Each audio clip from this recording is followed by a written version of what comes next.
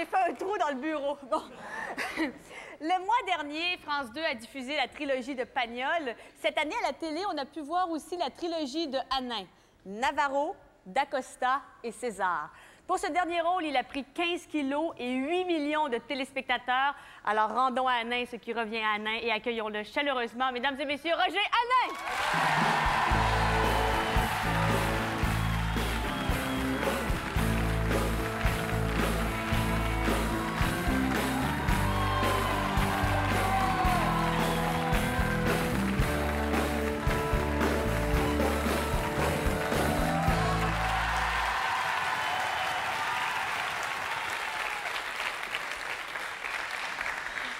Bonsoir, Monsieur Hanin. Merci d'être là. Monsieur Hanin, c'est vrai que vous avez pris 15 kilos pour le rôle. Et est-ce que ça a été plus facile de les perdre que de les gagner? C'était plus agréable de les prendre que de les perdre. Oui. Donc, il ne faut pas beaucoup me prier pour que je mange, donc ça va. Et comment vous avez fait pour prendre 15 kilos? Vous vous êtes dit, voilà, je mange du chocolat. J'ai répertorié tous les plats que j'aimais. C'était des plats diététiques en général, comme le couscous, le cassoulet, la choucroute, etc. Et le fromage, les chocolats, les bières, les alcools, et ça a très bien marché. Est-ce que parfois vous n'aviez plus faim, mais vous vous disiez par conscience professionnelle, allez hop, recassoulet? Non, non, j'ai toujours faim, alors... Ah, donc il n'y avait aucune... Non, mais je peux très bien manger du cassoulet, du chocolat, de la bière, puis du cassoulet, puis du chocolat, puis de la crème fouettée, puis du cassoulet. Ça... Et vous n'êtes pas malade? Non, j'ai un estomac en béton. Ça. Vous avez de la chance. Ouais. Et vous avez pris ça en combien de temps, 15 kilos? 3 semaines. Non. Et puis là-bas, je me suis tenu en forme en mangeant des bouillabaisse à Marseille. Oui, moi, je me dis, pourquoi pour un rôle, vous prenez 15 kilos, pourquoi vous ne mettez pas un gros coussin? Oui, mais c'est pas pareil. Et puis j'aime ma graisse, moi, en plus. Ah bon?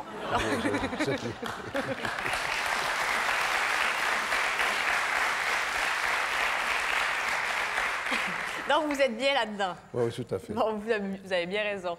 Dites-moi, bon, vous avez triomphé dans le rôle de César. Ça a été un succès à la télé. Les gens ont adoré.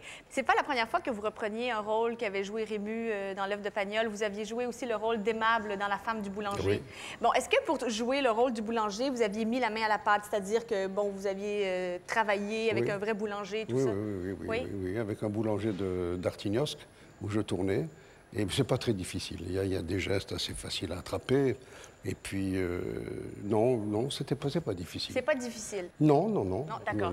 Je vous dis ça comme ça parce que nous, on a eu un coup de cœur cette semaine pour un boulanger qui a gagné le prix de la meilleure baguette de Paris. Il y a un concours. Alors, c'est lui qui a gagné. La baguette, c'est plus difficile. Moi, je parlais des gros pains. Hein. Ah bon, mais vous voyez, il faut jamais parler trop vite parce que si vous voulez bien m'accompagner, on va aller le retrouver, ce fameux boulanger. Merci. Je vous demande... Il s'appelle Bernard Madère.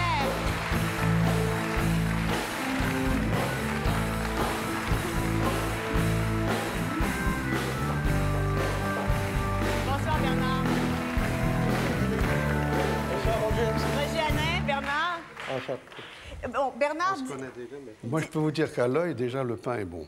Oui, hein? Sans le goûter, oui. Quels sont les critères? Pourquoi vous avez gagné la meilleure baguette de Paris? Qu'est-ce qu'elle a de plus que les autres, votre baguette? Les critères, c'est une bonne croûte. Ah, oui. Il faut que ça croustille. Ça croustille. Ah oui. Là, on le sent.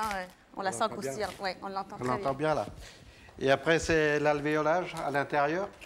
L'alvéolage, c'est les petits trous, ça. Les croûtes, de préférence des gros. Donc, pour savoir si la baguette est bonne... Pour avoir une plus belle qualité, il faut que ça... Il y a des gros trous comme ça. Donc, il faut avoir beaucoup de trous dans la baguette.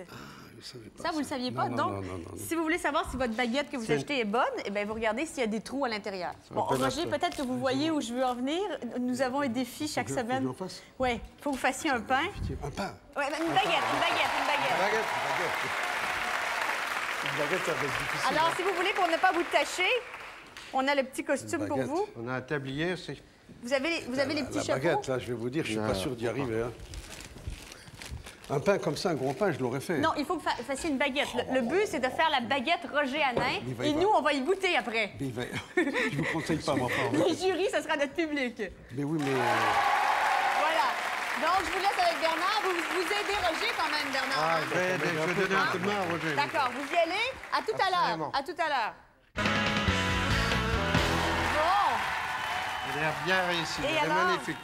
Et alors, Méfiez-vous, un peu chaud. c'est la baguette Un peu Roger chaude, Hanin. oui. Oui, elle est très chaude. Alors, Roger, ça s'est bien passé? Magnifique. Oui, vous êtes fier de votre baguette? Ah ouais, si j'ose dire, oui, c'est ça. Bah quoi, oui.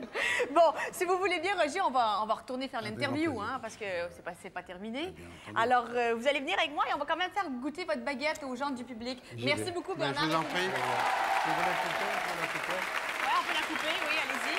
Un morceau? Oh non, on va Non, se vous faire emmenez- des petits morceaux comme vous emmenez ça. les petits pains, là. Non, non, c'est juste la baguette de Roger. Juste qu'on la a. baguette. Au revoir, Roger. Au plaisir. Merci. Je suis sûr que vous viendrez acheter le pain. Bon, Roger, Et n'oubliez pas le kouglof, hein. Roger, Ah oui, on va je vous mets le tester, kouglof de tester côté, là. votre baguette auprès de notre public ici. Alors, qui veut goûter? Vous voulez goûter? Attendez, Julie. Attendez, Julie. Oui. On va faire comme Robert Hossein. Faut partager le pain. D'accord. Partager. Et Comme alors? dans Jésus. Et alors, est-ce que vous trouvez que sa baguette est bonne? Attendez, je goûte. Goûtez. C'est le pain à nain, hein? Si, elle est bonne. C'est bon? Ah oui, ça va. Il a relevé son défi, on peut le dire. Ouais, bon.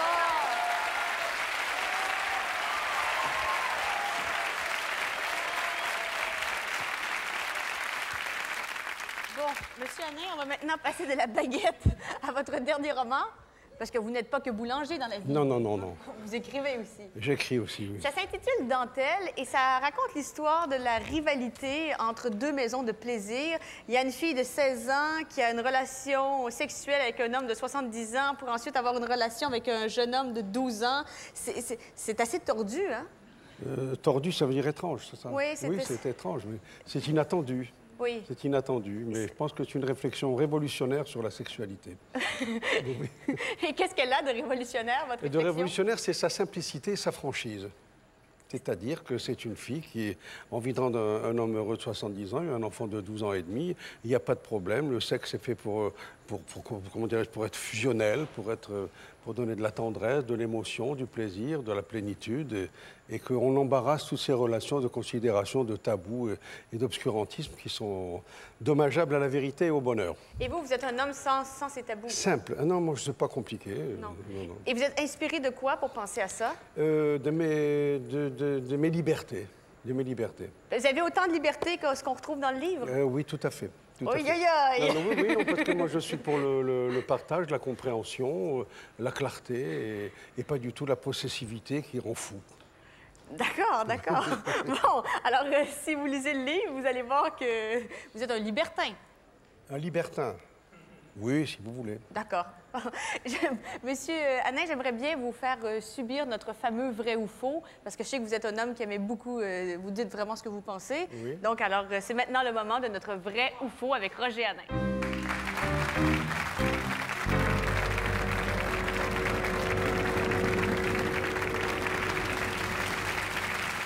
Alors, vous allez écrire un livre sur Mitterrand. C'est vrai ou faux, ça? C'est vrai, mais pas tout de suite. Ah bon? C'est surprenant, ça.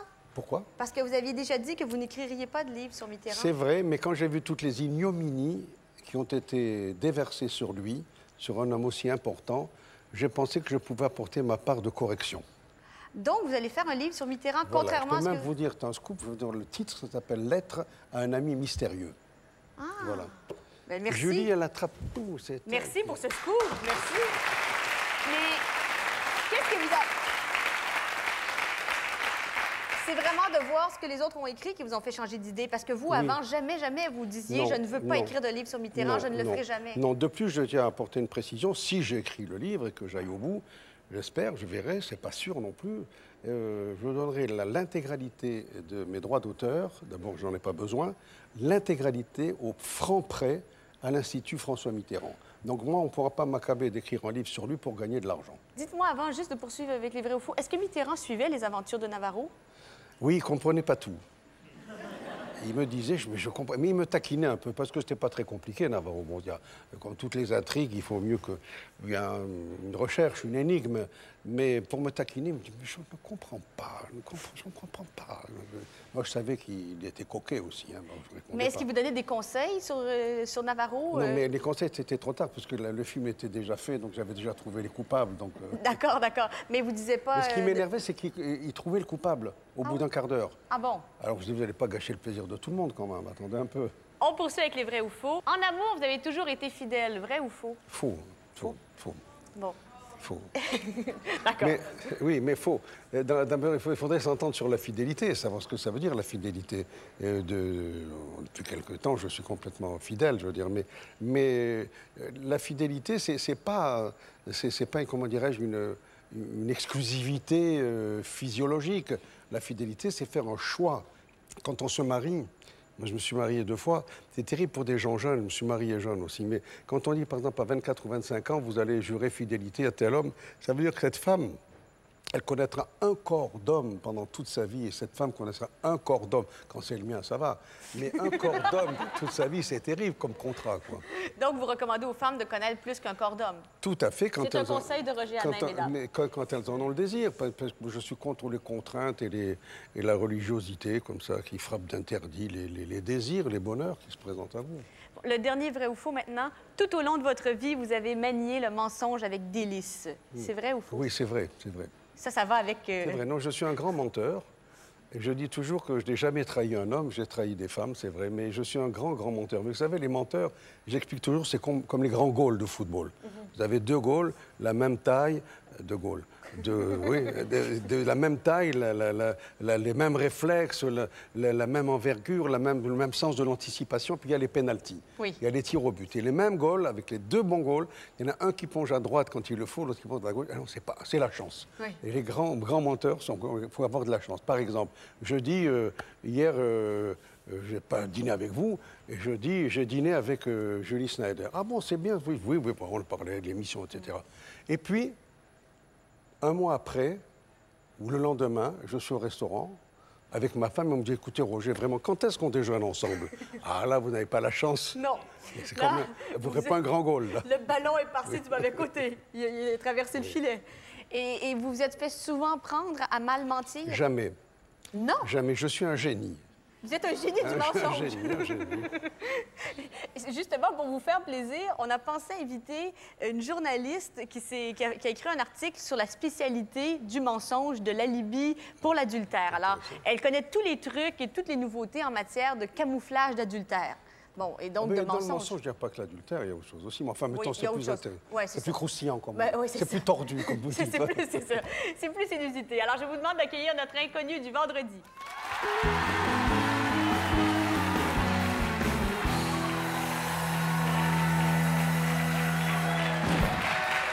Bonsoir, Isabelle. Alors, Monsieur Hanin, Isabelle est journaliste et elle connaît tout. Elle a écrit un papier sur l'infidélité. Et quels sont les nouveaux trucs? Parce qu'on sait qu'on a un génie du mensonge ici, mais peut-être que vous pouvez nous donner de nouveaux trucs, Isabelle. Il y a une agence d'alibi qui a été inventée par un Anglais il y a 1 an. Et qui fournit des alibis à la carte, c'est-à-dire moyennant un abonnement, un forfait, vous leur téléphonez et en fonction de votre personnalité, de votre métier, ils vous bâtissent un alibi cousu main. Attendez, par exemple, supposons que quelqu'un, qu'il y a une femme qui veut suivre les conseils de M. Hanin et qui veut tromper son mari, elle appelle l'agence Alibi à Londres. Elle appelle l'agence d'alibi à Londres. Et ils organisent tout pour elle. Elle peut m'appeler, c'est... Je ne vais pas enlever le pain de la bouche, si j'ose dire. C'est-à-dire qu'on lui demande quel est son métier, par exemple si elle est commerciale ou si elle est femme d'affaires, et ils bâtissent un alibi en fonction de son profil. Donc ils inventent, par exemple, qu'elle a un séminaire. Un séminaire en Écosse ou en Irlande, et ils lui fournissent tout le matériel correspondant. C'est-à-dire qu'ils lui envoient le faux programme du faux séminaire, les faux billets d'avion, les faux justificatifs de frais, etc. Et ce qui est très très fort, c'est qu'en plus ils fournissent le numéro de téléphone de l'hôtel où elle est censée se rendre. Oui, parce que c'est là-dessus que souvent les gens se font piéger parce qu'il y a le numéro de téléphone de l'hôtel et puis ils disent il n'y a personne là. Maintenant, le portable, ça complique les choses. Oui, c'est vrai. Mais là, le numéro de téléphone... Madame est au courant. Je viens de me faire avoir.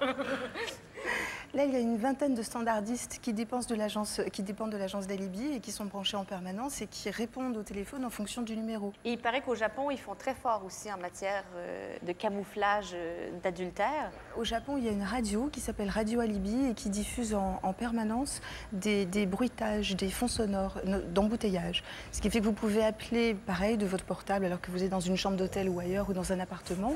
Vous appelez en disant « Chérie, je suis coincée dans les embouteillages ». voyage avec tous les klaxons à Ils l'appui. fournissent des bandes enregistrées aussi si Oui, on peut, mais ça, c'en est d'autres. On peut acheter des cassettes audio avec tous les bruits de fond que vous voulez. Alors, bruit de gare, bruit L'aéroport, d'aéroport, tout ça, oui. voire d'oiseaux, si vous êtes censé Mais être à la vous vous rendez campagne. compte le tort que vous faites aux femmes, là? Dans toute bataille, mieux vaut que chaque partie arrive bien armée. Au contraire, on les met au courant. Bon, merci beaucoup, Isabelle. Ça peut nous être utile si on a des trucs. Merci beaucoup. Merci beaucoup.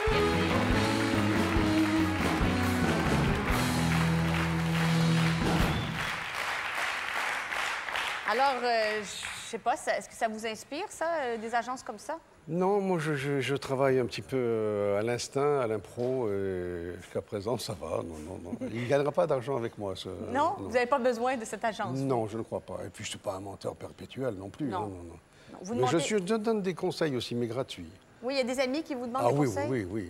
Et vous Même êtes même quand je les sens menacés, je leur dis, je voudrais que je te parle, qu'est-ce que tu fais, où tu vas.